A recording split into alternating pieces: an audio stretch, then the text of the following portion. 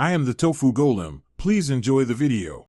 You start by locating a full backup that contains call settings. This is the only reliable source. You must use the backup created when the old call settings were active. Once you identify the correct backup, confirm your SIM and number match that backup, and make sure your OS version is compatible.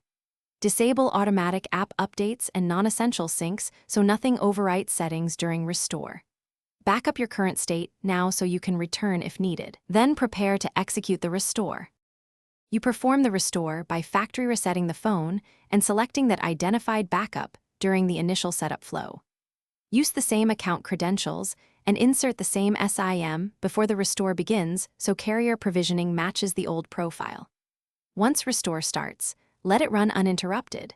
The phone will reapply system and carrier settings, re-download call-related profiles, and reconfigure VO LTE/VO Wi-Fi or call forwarding. Monitor progress and avoid changing wireless networks. After restore completes, reboot and verify call behavior immediately to You finish by checking each call setting: VO LTE, Wi-Fi calling, forwarding, voicemail, and caller ID to confirm they match the old configuration. If a specific option is still absent, try restoring a backup from a date closer to when the desired settings existed.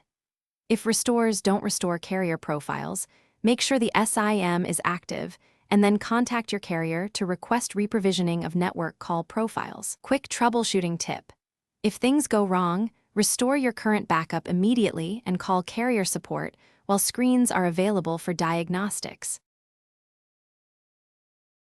Thanks for watching. Consider subscribing if we helped you today.